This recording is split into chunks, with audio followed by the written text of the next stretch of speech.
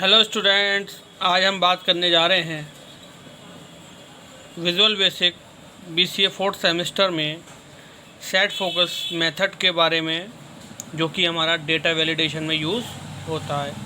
कल हमने बात की थी लॉस्ट फोकस इवेंट के बारे में कि लॉस्ट फोकस इवेंट हमारा डेटा वैलिडेशन में किस तरीके से वर्क करता है। आज हम बात कर रहे हैं डेटा वैलिडेशन में सेट फोकस मेथड के बारे में। Focus is the ability of a form or a control to respond to a key press or a mouse click। यानी कि फोकस एक एबिलिटी होती है फॉर्म में, यानी कि फॉर्म का बोल सकते हैं एक फीचर होता है जिसकी हेल्प से यूज़र जब की प्रेस करता है, यानी कि एंटर की प्रेस करने पर या टैब की प्रेस करने पर नेक्स्ट जो हमारा कंट्रोल होता है वो हमारा फोकस यानी कि एक्टिव हो जाता है। सेम एज क्या होता है, हम माउस के क्लिक से डिफरेंट फील्ड्स पर जाते हैं तो वो डिफरेंट फील्ड्स हमारी फोकस में आ जाती हैं। Then in Microsoft Windows only one window comma form और control can have focus at a time. अगर हम माइक्रोसॉफ्ट विंडोज़ की बात करें तो माइक्रोसॉफ्ट विंडो में एक समय में एक ही विंडो, एक ही फॉर्म या एक ही कंट्रोल फोकस होता है। In form level and field level validation focus is always set back to the field with invalid data. अगर हम बात करें form level and field level validation की, तो वहाँ पर हमारा फोकस जो होता है वो हमेशा सेट किया जाता है, सेट बैक, यानी कि फोकस हमेशा सेट बैक किया जाता है फील्ड्स में। अगर हमारा डेटा, यानी कि सेटबैक मतलब वो हमें दोबारा से उस चीज़ को रिट्राई करने की परमिशन देता है अगर हम इनवैलिड डेटा उसमें एंटर कराते हैं तो। For example the user can leaves the name of the employees. अगर यूज़र कोई फॉर्म है उसमें यूज़र अगर एम्प्लॉय, मान लीजिए कोई ऑर्गेनाइजेशन का फॉर्म है जिसमें कि यूज़र अपना नेम फिल करना भूल जाता है, यानी कि उसको कॉलम को ब्लैंक छोड़ देता है, then we use the set focus method to place the cursor on the text box until the user enter the name of the employee। यानी कि set focus method के थ्रू वह कर्सर हमारा वहाँ पर जब तक मौजूद रहेगा जब तक कि यूज़र उसमें नेम फिल नहीं कर देता। then after filling the name वह नेक्स्ट पोजीशन पर मूव हो जाता। The set focus method allows us to change focus between controls programmatically। अगर हम सेट फोकस की मेथड की बात करें तो यह हमें अलाउ करता है चेंज करने के लिए फोकस कंट्रोल्स के बीच in the form of source code के हेल्प से। When we set focus to a control, अगर हम किसी कंट्रोल, यानी कि कंट्रोल जो हमारे टूल बॉक्स में अवेलेबल होते हैं, अगर हम जब भी उनमें सेट फोकस को सेट करते हैं then we get the get focus event for the control is triggered. तब क्या होता है, हमारा गेट फोकस जो मेथड होता है वह वहाँ पर हमारा फिर ऑटोमेटिकली कॉल हो जाता है। अब आप देखें यहाँ पर एक कोडिंग के थ्रू समझाया गया है। If txt name dot text, यानी कि यहाँ पर टेक्स्ट एक हमने टेक्स्ट नेम के नाम से टेक्स्ट लिया है, यानी कि बोल सकते हैं हम एक हमने लेबल लिया था टेक्स्ट नाम से, ठीक। वहाँ पर अगर हमारा नेम ब्लैंक रहता है देन बीप की साउंड आएगी वहाँ पर। मैसेज बॉक्स क्या होगा, नेम शुड नॉट एम्प्टी, ठीक। यानी कि वहाँ पर मैसेज बॉक्स के थ्रू मैसेज हमें डिस्प्ले होगा कि आप नाम खाली नहीं छोड़ सकते। Then text name dot set focus, क्योंकि हमने वहाँ पर text name dot set focus वहाँ पर अपना मेथड लगाया हुआ है। Then private sub command click, अब कमांड बटन लगा रखा है, मान लीजिए हम सबमिट बटन पर जब क्लिक करते हैं then text box one dot set focus, तो वह क्या करेगा, कमांड बटन जब हम क्लिक करेंगे तो वह वापस से अगर हमारा नेम एम्प्टी रह जाता है तो हमारे टेक्स्ट बॉक्स वन पर जाकर वह सेट फोकस यानी कि दोबारा से वह कर्सर ब्लिंक होने लगेगा। Then user form two dot show, ठीक है। और अगर हमारा जो एंट्रीज प्रॉपर हैं, एक्यूरेट हैं, वैलिड हैं, उस कंडीशन में जब हम कमांड बटन पर क्लिक करेंगे तो हमने यहाँ पर देखिए लिंकिंग कर रखी है user form dot show, user form two dot show, यानी कि वहाँ पर हमारा फॉर्म टू जो होगा वह ओपन हो जाएगा, ठीक। तो इस तरीके से ये हमारा सेट फोकस मेथड जो है वह हमारे विजुअल बेसिक के फॉर्म पर वर्क करता है। देन नेक्स्ट टॉपिक के बारे में आज जो हम बात करेंगे वो नेक्स्ट टॉपिक है हमारा आज ऑब्जेक्ट ब्राउज़र इन विजुअल बेसिक 6.0। ऑब्जेक्ट ब्राउज़र के बारे में हम बात करेंगे कि ऑब्जेक्ट ब्राउज़र हमारा क्या होता है। So object browser in visual basic allows you to browse through all available objects in your project and see their properties, methods and events। यानी कि ऑब्जेक्ट ब्राउज़र की हेल्प से विजुअल बेसिक अलाउ करता है कि हम जो है उसमें ब्राउज़ यानी कि ओपन कर सकते हैं एक तरीके से नंबर ऑफ़ ऑल अवेलेबल, यानी कि जितने भी हमारे पास अवेलेबल ऑब्जेक्ट हैं प्रोजेक्ट में वह और उनकी प्रॉपर्टीज़ और मेथड्स और इवेंट को हम ब्राउज़ कर सकते हैं with the help of object browser। You can use the object browser to find and use objects that you create as well as objects from other application।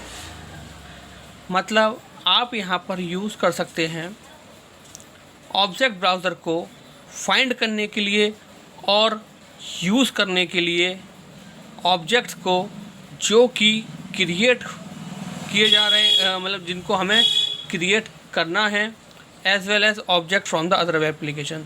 और उसके अलावा हम कुछ ऑब्जेक्ट्स को किसी अदर एप्लीकेशन से भी यूज़ कर सकते हैं। Object browser gives the complete access to the class. Object browser जो होते हैं वो परमिशन देते हैं कंप्लीट एक्सेस की क्लास के लिए एंड ऑब्जेक्ट्स के लिए एंड मेथड्स और उस क्लास से रिलेटेड जो भी मेथड्स हैं और प्रॉपर्टीज़ हैं, all of which we can use in our visual basic projects. यानी कि जो हम अपने विजुअल बेसिक प्रोजेक्ट्स में क्लासेस यूज़ करते हैं, ऑब्जेक्ट यूज़ करते हैं या उनके मेथड्स जो होते हैं या उनकी प्रॉपर्टीज़ जो होती हैं उनको हम कंप्लीट एक्सेस की हमारे पास परमिशन होती है with the help of object browser. तो अगर हम ऑब्जेक्ट ब्राउज़र को अगर सिंपल वर्ड्स में डिफ़ाइन करें तो ऑब्जेक्ट ब्राउज़र जो होता है वो अवेलेबल ऑब्जेक्ट्स की जो कि हम अपने प्रोजेक्ट में यूज़ कर रहे हैं और उस प्रोजेक्ट से रिलेटेड जो भी क्लासेस होंगी या जो भी हमारे पास मेथड्स होंगे या इवेंट्स होंगे उनको कंप्लीट एक्सेस की परमिशन देता है ऑब्जेक्ट ब्राउज़र और उनको फाइंड और किसी अदर एप्लीकेशन से यूज़ करने की भी परमिशन हमें ऑब्जेक्ट ब्राउज़र देता है। To navigate the object browser, अब हम किस तरीके से नेविगेट मतलब किस तरीके से हम कम्युनिकेट कर सकते हैं ऑब्जेक्ट ब्राउज़र के साथ, यानी कि किस तरीके से हम वर्क कर सकते हैं ऑब्जेक्ट ब्राउज़र के साथ। तो इसको कुछ स्टेप्स में यहाँ पर डिफ़ाइन किया गया है। आइए उन स्टेप्स को वन बाय वन डिस्कस करते हैं। तो फर्स्ट स्टेप आता है हमारा एक्टिवेट अ मॉड्यूल, यानी कि फर्स्ट में हमें मॉड्यूल को एक्टिवेट करना पड़ता है। नेक्स्ट ऑप्शन होता है from the view menu choose object browser, यानी कि हमें व्यू मेन्यू में जाकर ऑब्जेक्ट ब्राउज़र को चूज़ करना पड़ता है या हम शॉर्टकट की F2 की हेल्प से भी यूज़ कर सकते हैं। और द टूल बार शॉर्टकट, यानी कि F2 जो है वो हमारा शॉर्टकट है। Select the name of the project और library that you want to view in the project library list. अब आपको क्या करना है, उस प्रोजेक्ट का या लाइब्रेरी का नाम सेलेक्ट करना है जिसको आप अपने प्रोजेक्ट में व्यू करना चाह रहे हैं, then next use the class list to select the class, use the member list specific member of your class और प्रोजेक्ट, यानी कि आप क्लास लिस्ट को यूज़ करेंगे सेलेक्ट करने के लिए क्लास को। उसके बाद आप उसके रिलेटेड मेंबर्स लिस्ट जो होगी उसमें से आप सेलेक्ट कर सकते हैं स्पेसिफिक मेंबर को अपनी क्लास के या प्रोजेक्ट के। Then view information about the class और member you selected in the detail section. आप उसके बाद आप उस पर्टिकुलर क्लास और मेंबर को जो आपने सेलेक्ट किया लिस्ट मेंबर को, उसको आप पर्टिकुलर सेलेक्ट करने के बाद आप उसकी डिटेल्स को बॉटम ऑफ द विंडो, यानी कि विंडो के बॉटम में आप देखेंगे। Use the help button to display the help topic for the class. आप हेल्प बटन का यूज़ कर सकते हैं हेल्प टॉपिक के लिए, जो कि आपको क्लास या मेंबर्स रिलेटेड जो भी हेल्प होगा वो ऑनलाइन या ऑफलाइन मोड में आपको प्रोवाइड करेगा। सो फ्रेंड्स, आज जो हमने डिस्कस किया वो हमने डिस्कस किया कि किस तरीके से हम सेट फोकस मेथड पर वर्क करते हैं। सेट फोकस मेथड ये होता है हमारा कि जब तक हमारी पार्टिकुलर फील्ड को हम फिल नहीं कर लेते तब तक वह आगे मूव नहीं करता, और अगर हम एट लास्ट में जाकर सबमिट बटन पर भी क्लिक करते हैं तो बाय डिफ़ॉल्ट हमारा कर्सर वहीं पर आ जाता है जहाँ पर हमारा फोकस सेट होता है, यानी कि जो फील्ड हमारी इनवैलिड रह जाती है। ठीक, इसको हमने प्रोग्राम के थ्रू भी समझाया है आपको।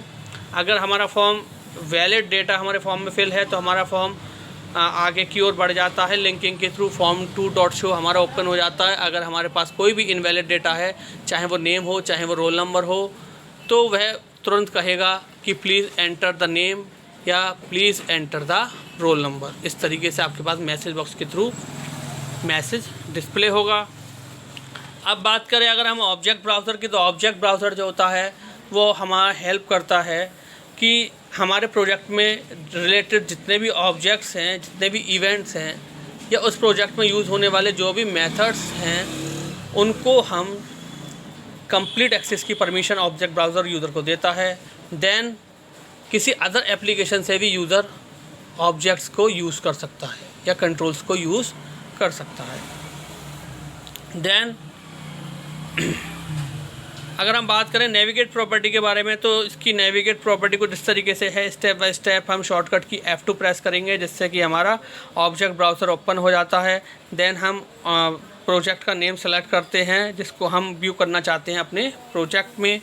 देन क्लास लिस्ट और मेंबर लिस्ट के ऑप्शन पर जाकर हम क्लास नेम और जो भी हमारी पर्टिकुलर क्लास हमें सेलेक्ट करनी होती है या उससे रिलेटेड जो भी हमें मेंबर सेलेक्ट करने होते हैं वो हम सेलेक्ट करते हैं। Then after the selecting the class and the member, the particular information about the class and member will be shown in the bottom of the window, यानी कि विंडो के बॉटम में हमारी पर्टिकुलर सेलेक्टेड क्लास और object member की value display होती है। Then help topic के पर जाकर हम हेल्प एक्सेस कर सकते हैं रिलेटेड क्लास और मेंबर से रिलेटेड इन ऑफलाइन मोड और ऑफलाइन मोड। तो आई होप आज का लेक्चर आपको अच्छे से समझ में आया होगा। सो आज के लिए thank you very much, have a nice day.